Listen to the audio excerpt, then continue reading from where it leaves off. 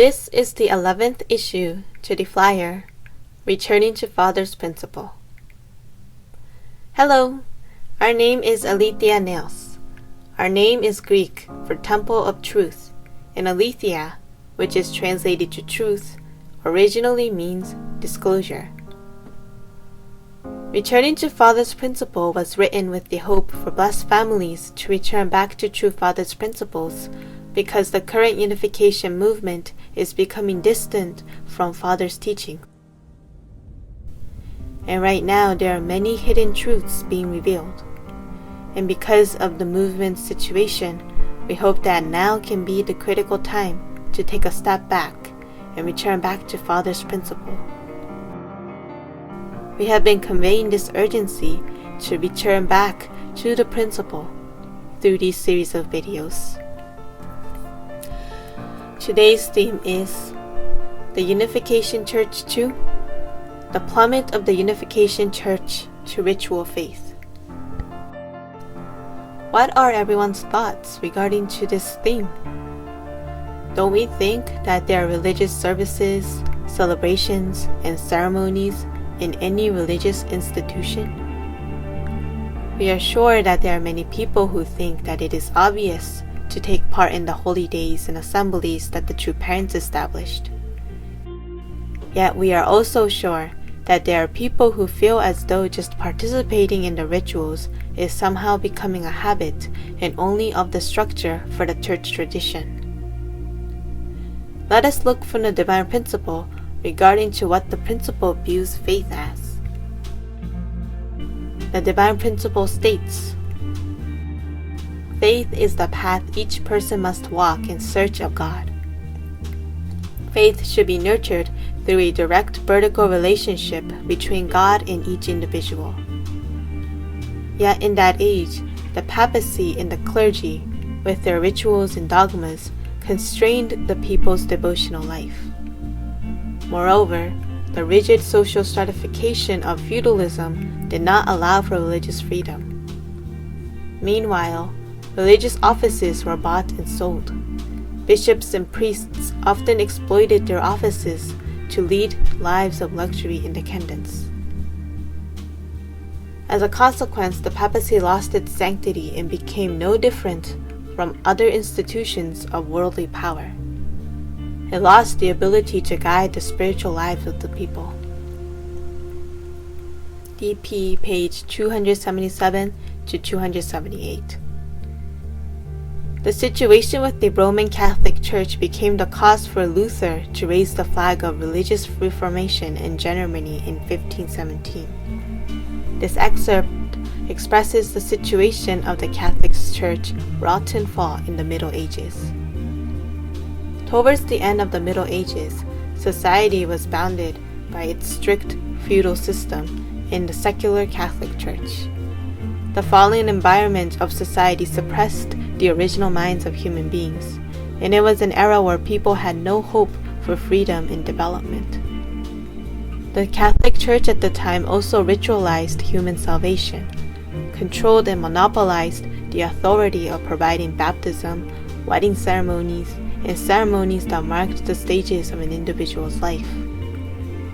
The Church forced the faithful followers to partake in these rituals. Furthermore, the Church pressured and branded people who do not participate in these rituals as people who will not receive salvation. The Church gave this kind of stigma and controlled all faithful believers. The action that symbolically portrayed the fallen state of the Church during the medieval times were the indulgence. Indulgence was a way to reduce the amount of punishment that the individual had to undergo for the sin that the individual committed, and it was also to lessen the weight of penance or repentance that came after the forgiveness of one's sin. The mentality became that of forgiveness being bought and purchased. The well-known Roman Pope who granted indulgence at the time was Pope Leo X. He used the idea of indulgence as a way to collect donations to reconstruct St. Peter's Basilica, and Pope Leo X mass-produced and sold indulgence by telling the faithful followers that all of one's sins can be lessened in weight if they buy the indulgence. Seeing this corrupted situation of the church, the person who stood up was Martin Luther with his 95 Theses. Faith is having an absolute, direct, vertical relationship with God in His providence. Faith should be formed by each individual having this vertical relationship with God. Let us look at the divine principle again. Therefore, the providence of restoration can be completed only after fallen people restore their heart toward God through God's life-giving word, and are saved both spiritually and physically, and inherit God's lineage. As written in the divine principle, the purpose of faith is to complete the purpose of God's providence of restoration. In addition, the purpose of the providence of restoration is for complete spiritual and physical salvation. In other words, the purpose of faith is to restore the vertical blood lineage relationship between God and human beings. The divine principle clarifies that restoration of the blood lineage connection with God is only possible through the restoration of Shimjang towards God through God's life-giving word. This restoration of Shimjang cannot be attained by the thought of participating in a ritual or some kind of ceremony.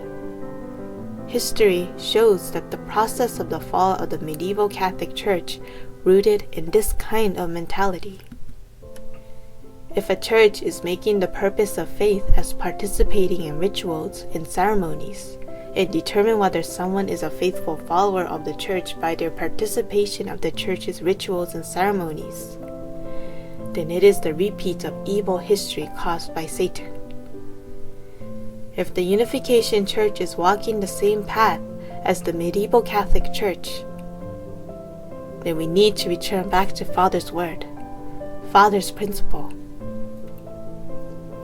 The theme for this issue's Returning to Father's Principle was the Unification Church to the plummet of the Unification Church to ritual faith. The Unification Church has to stop claiming that salvation can be given by participating in the rituals and ceremonies of the church.